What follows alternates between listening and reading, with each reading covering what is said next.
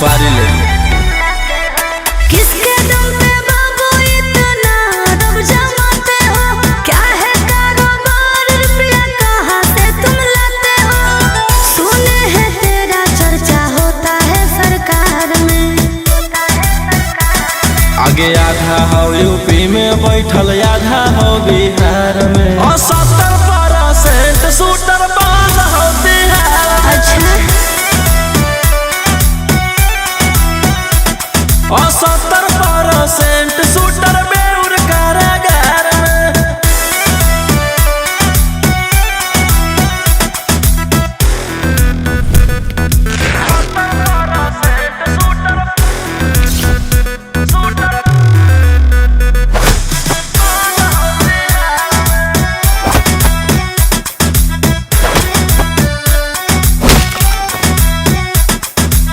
हाँ खिरंदारा जानो सहारा करो ही डेली मर्डरा नूरे।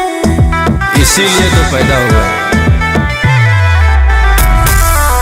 चलो खबरा छपो पे पारा, वायरल हो तोरे चेहरा नूरे। आगे हमार गुंडा गर्दी चलो पूरा स्टेट।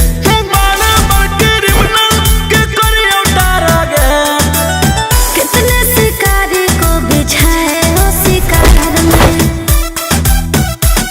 आगे आधा हो यूपी में बैठल, आधा हो बिहार में। और 70% शूटर बांध हो बिहार में। और 70% शूटर झारखंड कारागार में।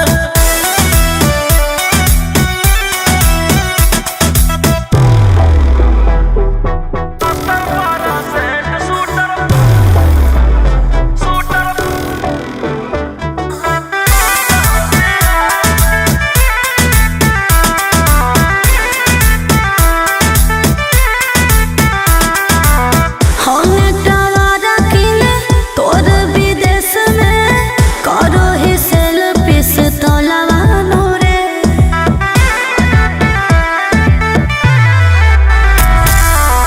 राजा रोशना हखी बनाइले, सगरो तू अपन मोहलवा नूरे।